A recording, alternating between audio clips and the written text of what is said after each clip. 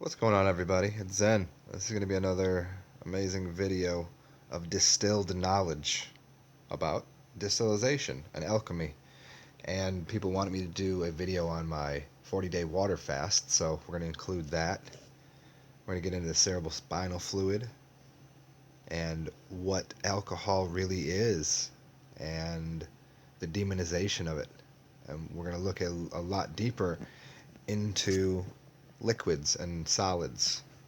So let's just start here, and so anybody that's not aware, I've done a 40-day water fast. It was about 43 days, actually. I started for 3 days, and a friend of mine joined me.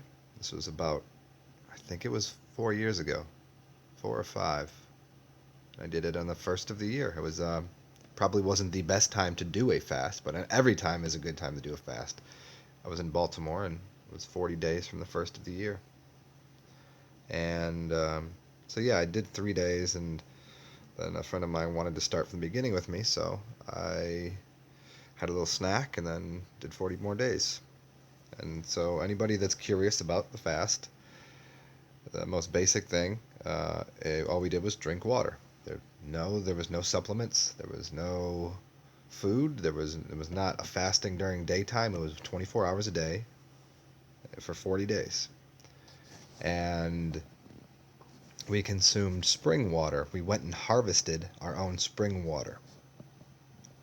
We drove about an hour and found a spring, kind of near D.C., Virginia area. And so we would get 5-gallon. We had glass 5-gallon jugs that we would go fill up.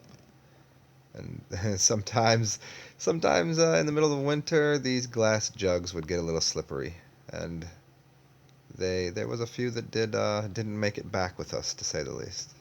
There's a couple that fell.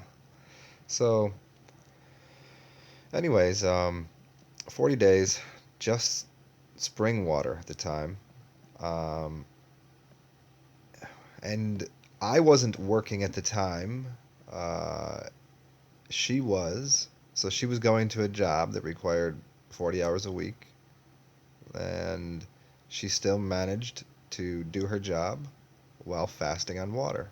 Most people, I don't think, would even attempt such a thing, but she was capable and she did it.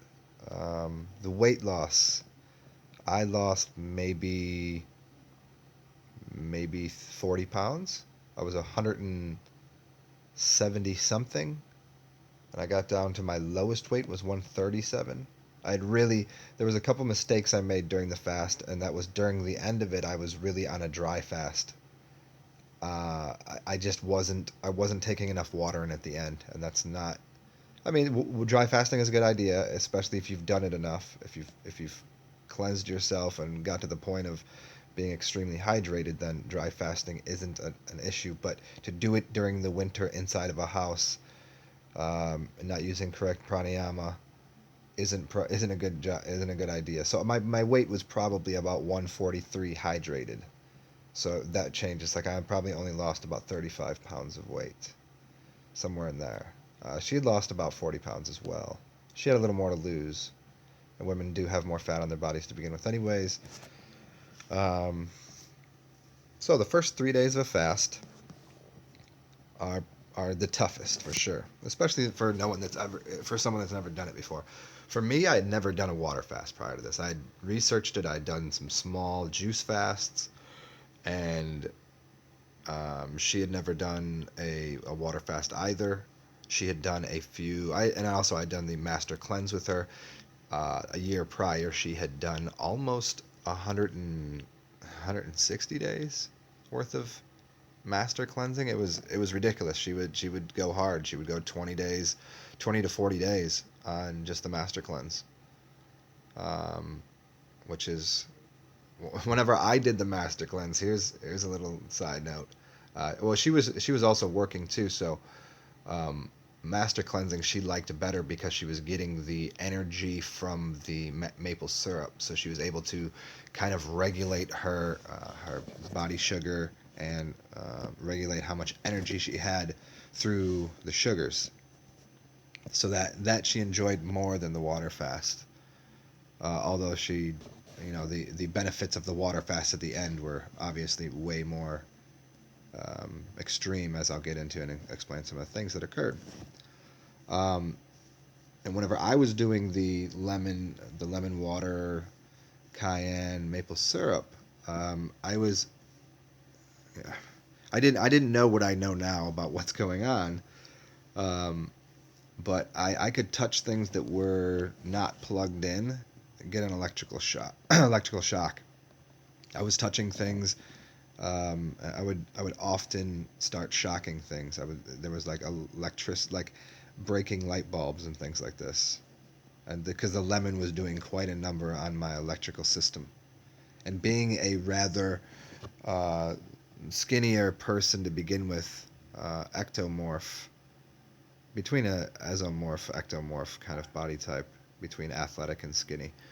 Um, so not having a lot of fat on my body to begin with, I think the electrical charge was and not being very having enough oil in my body either, because I didn't know about oil bosties, and my diet was not heavy on oils. I never had a very good diet. I went vegetarian for quite a while prior to that, probably 8 years worth of being vegetarian in total.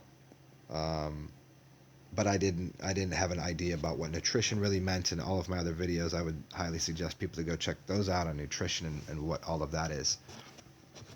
But anyways, the idea here was that during the amount of power and electricity you get through using lemon, it would be very highly suggested that you also do bastis or consume quite a bit of oil, and those oils would probably be sesame or coconut would be the best to either put up the back door or eat through the mouth.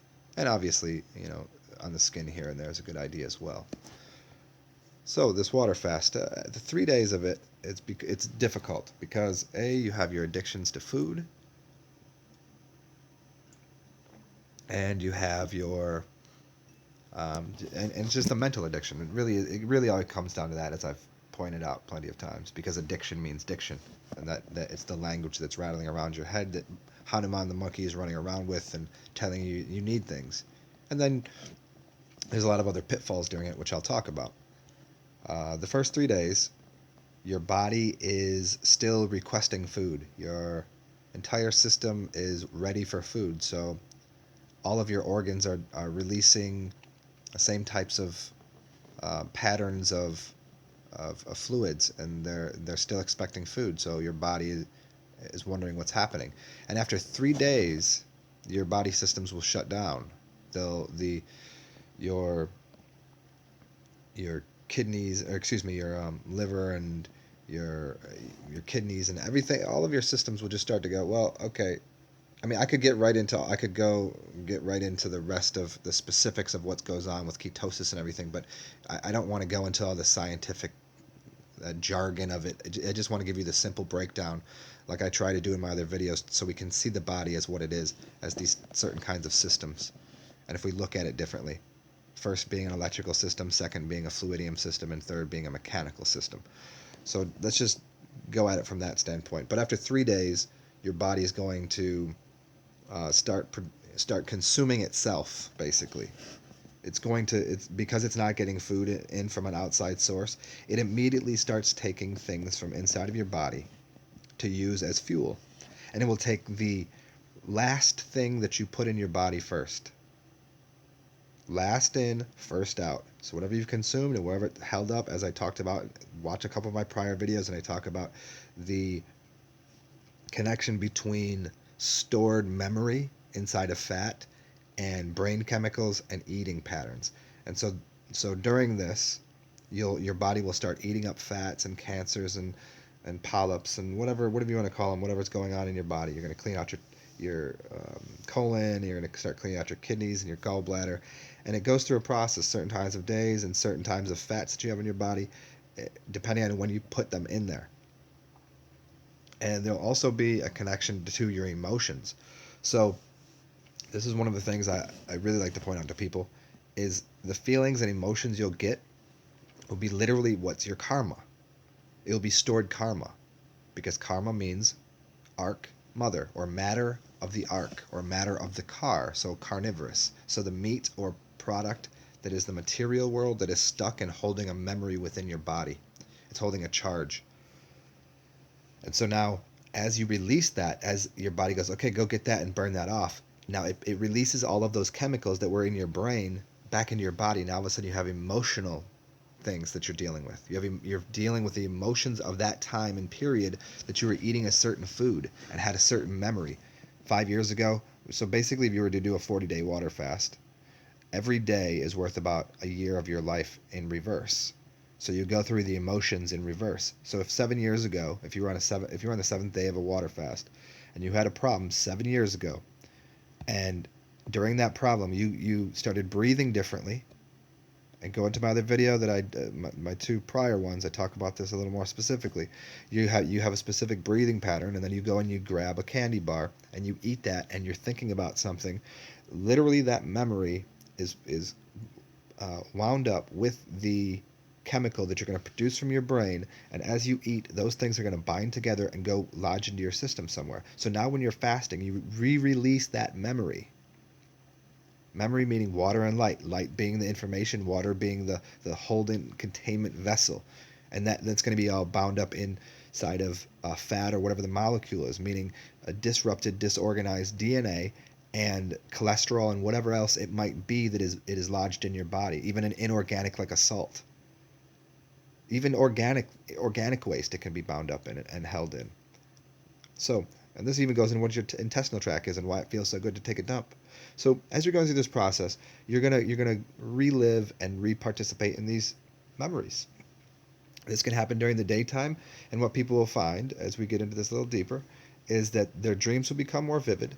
You'll have more access to your subconscious mind, and you'll also be able to get out of body easier. But the most vivid for people off the right away is going to be the access to dreams and how intense and vivid dreams are, because now they're putting clean water in their brain. They're adjusting their the amount of water in their brain, because now they're flooding their cerebral spinal fluid with water, and they're cleansing their brain. Now they're getting gunk out of their brain, and they can see brighter, and they're cleaning organs that never got cleaned. And not only that, but now during these times that you're dreaming, you're going to be accessing these older memories, and it's going to be so vivid that it could be possibly traumatic, and not even traumatic in a deep way, but it'll be like, if you're aware and understand the process and know what's going on and able to lucid dream, you can see these memories that are occurring inside your subconscious mind differently. And so these stored up memory charges within the body are exactly what you're dealing with. That is what karma is. It's not what you think it is. Karma is not something that happens out here in this 3D realm. There is no cause of anything. The only cause of anything is what you've put in your body and the ideas that you had in your mind that are connected to those pieces of material information. They get projected holographically outside of you, in front of you, into a three-dimensional realm that you think you deal with. You do. So there, in the sense, there is the cause that you caused it. You caused it with the thought and the material that you put in your body, because your body is the alchemical system, and you're spitting out that three-dimensional holographic reality in front of you. So you can adjust and change what your karma is by literally changing what's inside of you and processing the information inside of you. So there's a lot of good reasons people like to be sedated. There can be reasons to use different types of plant substances, even to ingest by inhaling through a fast. That's more advanced concepts, but and I wouldn't suggest it to people, because I would suggest people would rather view and see and understand deeper the memory system inside of their brains, so that way during a dream, if you're breathing correctly, now you're breathing in a theta way, and you're in a dream and you're accessing the subconscious mind, you can actually get more out of the healing of it. Where if you're in a delta sleep, you're going to wake up and you go, whoa, that was a weird dream, but you'll have the healing of it. You just won't experience it. So there can be reasons to do that. There can be reasons to be in delta. There can be a reason to be in deep sleep because it's deep healing. But there's some of it that I think there's a good reason to process it during a theta realm, and not using a plant substance, because it is a fast, and it will fasten you, and it will speed up a process. So let me go a little more on this 40 days. Um, After the third day, it becomes quite easy. You don't become thirsty. You're not hungry. Um, Let me rephrase that. You will be thirsty, and you have to, in your mind, alter the idea of what thirst and hunger is, because most people eat when they're thirsty, because most people are dehydrated. Most people should be in the process of cleansing out that material that we're talking about. So during the fast, after the third day, you're you'll find yourself feeling different about what food is and what hunger is, and the thirst will be there. So you'll drink more water, and this will actually um, overlay into your life afterwards, where you'll have a different understanding of what thirst and hunger is. So instead of going, oh, I'm hungry, and going to grab food, you grab some water, you grab some lemonade, some juice, some whatever. It'll be different. You have a different concept of what energy is, even. So during these days after day 3, maybe for the week after, things start to clear up. You have days that you have lots of energy because systems are clean. You could go out and run and do things. During a lot of my shorter fasts, even on urine, especially on urine, I would go and I would run a few miles and do push-ups, sit-ups. I mean, I would go through, an entire process. I would do some yoga, the westernized idea of yoga, the stretching and the postures and whatnot. Not the the whole yoga means yoke, and it means the whole process of spirituality, whole process of mentally yoking yourself and binding yourself to a larger philosophy. But that aside, I would go and work out and do things outside. I would get sunshine. I would ground myself, and I wasn't losing energy. I was gaining energy. I was becoming stronger. People would just get confused. Well, you couldn't possibly be gaining strength. How could? Oh, you must have been losing a lot of weight, so it just seemed like you were stronger. Well, no, it literally in every way I was becoming lighter and stronger. I was using the source of the light for energy. I was getting a lot of sunshine, so I was getting my energy through that. And the urine, obviously, I was looping that. But as far as water goes, I mean, so again, as distilled waters, as you guys want to clean your body with the distilled water and urine are the greatest ideas. Um, let's see, maybe about day 10. Now, I did a write up on Reddit a while back when I did this. And if anybody wants to look up 40-day water fast. I did an AMA on it, and ask me anything. And I wrote up quite a bit about it in there. So if anybody wants to dip over there and check that out, feel free. So day 10 or so, it's hard to recall what was happening, but I had more energy. There was more vividness in my dreams.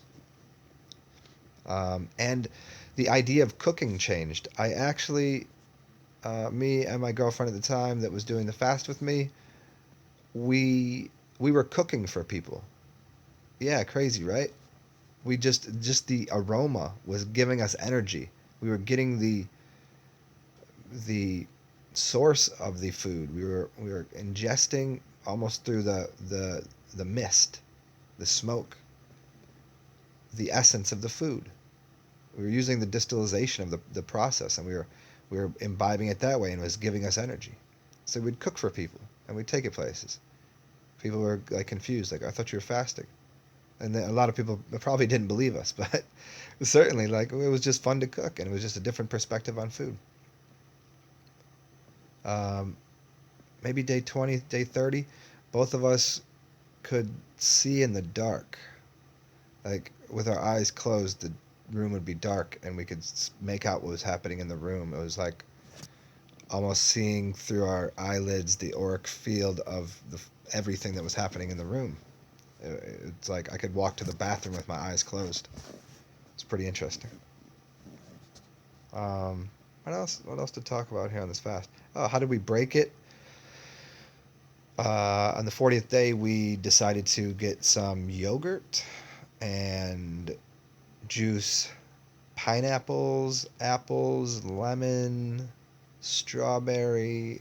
I think it was mango, and just made a smoothie basically. Not a smoothie, the juice of it. We juiced everything, and we sat there and we stared at it, and we didn't. We almost like, do you just want to keep fasting? It was like we didn't even need to consume it. Yeah, there was ups and downs during that 40 days, and there would be days that she would come home and go to sleep right away after a long day of work. But there was days that we would be up to later hours, and there was days that I would, a lot of times during the fast, I would be up at 4 in the morning with just energy, and other times I would be completely a waste of life. um, so yeah, for me there was, it was a different perspective because of what I was doing. So I was doing a lot of reading and a lot of work that way and studying, and her work involved like dealing with people and being at a job that, she had to be going places and doing things, but she was capable of doing it. So anybody that says you can't do that with a job is either highly mistaken, or, well, I mean, they're certainly highly mistaken. They just they don't have the belief in it, because I've watched somebody do it. So I don't know what else to say about I mean, fasting is just drink the water, drink your urine, do a fruit juice fast. You want to get to the liquids. Let's get to this alcohol and fasting, and what alcohol is and what your body is. Your body is a distillation unit. You have to look at it that way, because that's what it is. You are the alchemy lab. Look at the little look at the alchemy thing on the side. Look what a water distiller is. Look at what your stomach does. Look what you're basically the process of what comes out of the alchemical retort and the entire system is you put a bunch of materials in it and liquid, and then it steams it up, and it gives you at the other end the essence of whatever the liquid is. And so it's just like your stomach. What is your stomach doing? You put all the mess of liquids and stuff in there, just like making a gin. You put everything in there, and all of a sudden it goes through this process. Your body is using your kidneys to clean your blood. So now the blood is what's in the second unit, and then it cleans it again through the kidneys, and it spits out the perfect liquid, which is your urine. Your urine is the gold. It's the liquid gold of the alchemical system, which is your body. And in the same way, so let's go back to what the alcohol is. If you take a tiny little tincture of plant life substance, what you're taking the essence in alcohol through the same process. So and it's, oh, they're so healing, they're so good. But then all of a sudden we demonize alcohol, we demonize gin, tonic, and everything else. Or not tonic, excuse me, gin and tequila and all of it's, well, we've completely been confused on it. What's happening? What's happening? Let me tell you exactly what's happening first, and then we'll get into why alcohol is not evil in any way, unless, of course, just like everything else, you overuse it. But what's happening when you put the alcohol in your body, the reason you don't feel good is because of all of the other junk that's in your body. The alcohol is a solution. It's called fire water. It is giving you the fire and the water. And so whenever it goes into your body and dehydrates you, what's happening is it's surrounding and um, burning off other dross in your system at a faster rate. It's speeding up a process. So the dehydration comes because now it needs more water to do the job. Why do you think people get diarrhea? Why do you think people shit after drinking? Because it's cleaning the body. And the disservice that happens is that you continue to put garbage in your body, and your body's full of it. But if you were clean and you were taking, say, gin into your body, gin has a number of different plant substances. It has alchemized and pulled the essence out of plant substances that you would get in a tiny little tincture, but you look at it differently for some reason. Oh, the tincture is healthy, but gin is harmful. And no, it's you keep putting food in your body, and if you kept eating a bunch of garbage and then taking those little tinctures, you wouldn't get any of the benefit out of it. And there is benefit to these tinctures. There's benefit to gin. There's benefit to alcohol. Quite a bit of it, in fact. And if your body was clean, you would notice what it is. You would notice the essence of the plant life, of this aniseed and the cardamom and the juniper berries and all of that. and you'd be imbibing that. And you would need much less of it. You wouldn't want more of it. You could take more of it because if your body was clean, the amount of alcohol you could take in would be different. And the type of experience you'd have through the fire water containing the essence of the plant would be way different. But you're taking the fire water and you're burning things in the house with it. Your temple, you're burning all of the old shit. So of course it feels like a fire. Of course everything's spinning out of control. Of course you're shitting all over the place. But if you didn't have anything to shit out in your system and you're fully hydrated, ah, the experience might be completely different. So, I mean, look into what are these? Why do people even make these drinks? Do you think people just started making alcohol through alchemy to somehow derange disease and destroy populations? It's ridiculous. And now here we go. Here we go on this big, larger perspective that everybody's not really paying attention to. Oh, smoke weed. It's good for you. It cures cancer. Cigarettes and cigarettes and alcohol are evil, and weed and mushrooms are the best. It's all this whole paradigm, and it's not the whole story. We have to think of where and what and how to use all of these substances. Because first off, tobacco, in and of itself, is a shamanic substance. There's plenty of use. There's plenty of history and great use to the substance of tobacco. And there's plenty of use for alcohol, for wine, for beer. The beer is the fuel for the vegetarian to help break down that and be the B vitamins that people want to talk about, which just means to access and activate the energy systems. And wine. Why do you think wine is always talked about? It's not just the wine that's occurring in your body and the alchemy that's going on in your body. It's literally done outside of you for a reason. And why do you think people are happier when they're drinking a little bit? If they weren't eating, it would be a whole different thing.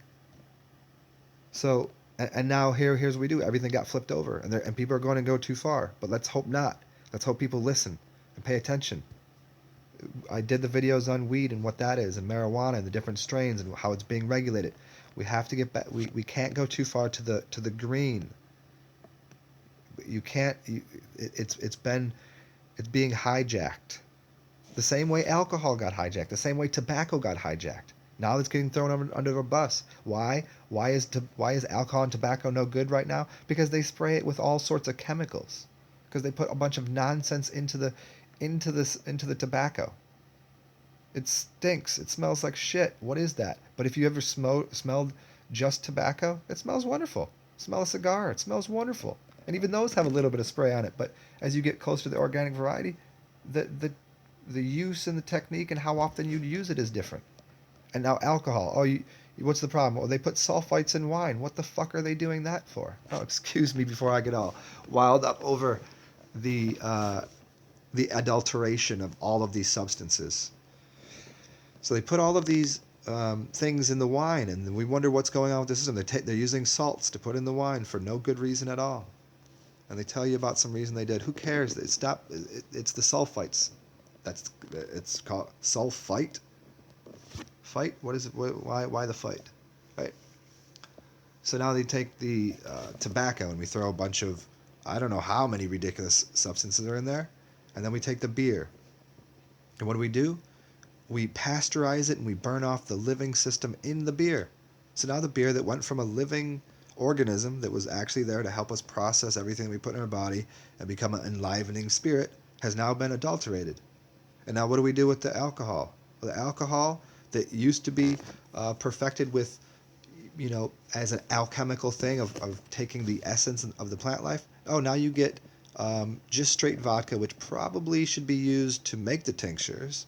Or we get all of these different, they don't even use agave and tequila anymore. Y'all been lied to about that. And then everything else is all flavored, artificially flavored. Alcohol was not supposed to be drank for the flavor.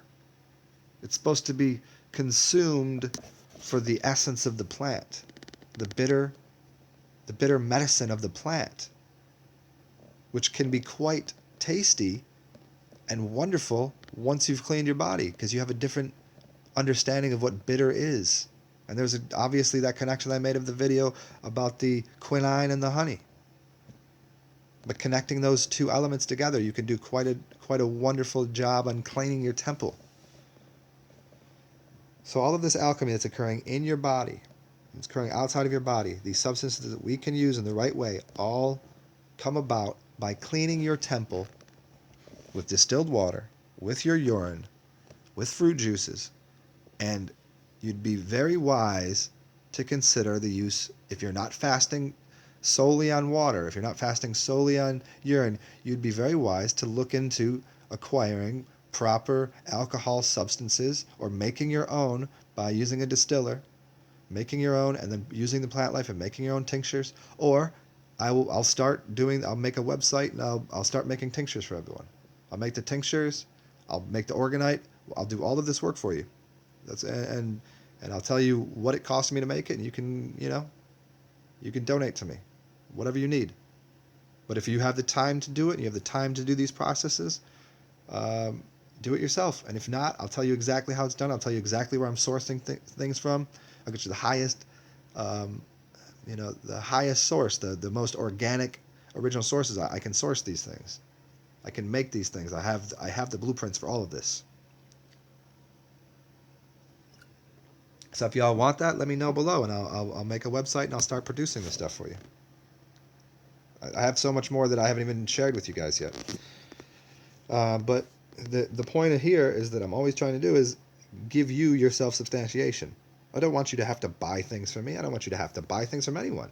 I want you to be able to. I want you to participate and dance with the world and use whatever. I'm not suggesting, again, as I always do, I'm not suggesting the reason to fast is to be holier and to cleanse yourself to the point of not participating in the world. No, it's just like the Mayans did.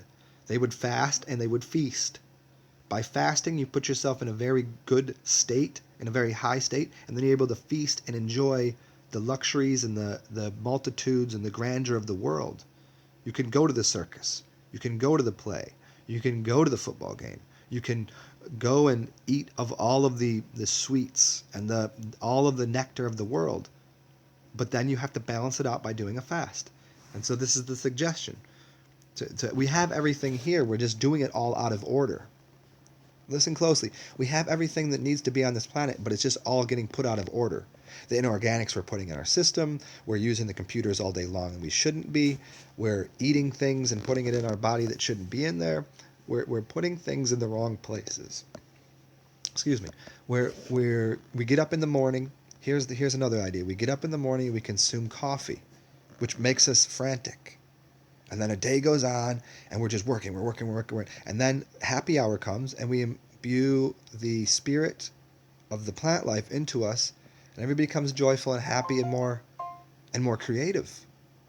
And then we have all these ideas, and then all of a sudden we might later on smoke a joint. And then we go to sleep, and we wake up in the morning, go through that process again.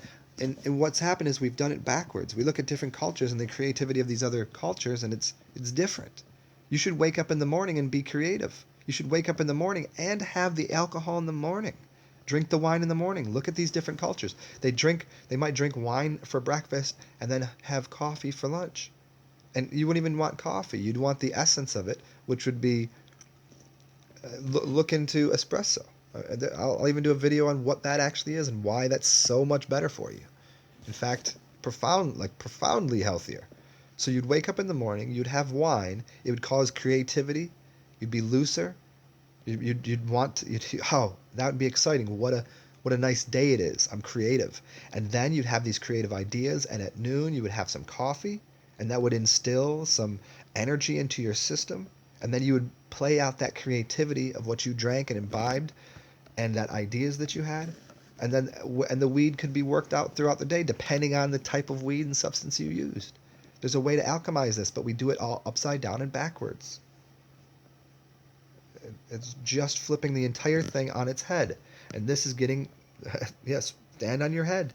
Literally get an inversion table or learn how to do a headstand. Why?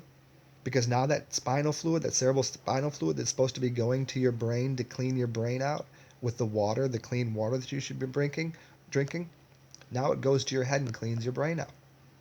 Because if you still believe in gravity, so be it. Like, it doesn't exist. But if you believe in gravity or whatever you want to call it, because really all it is density and buoyancy.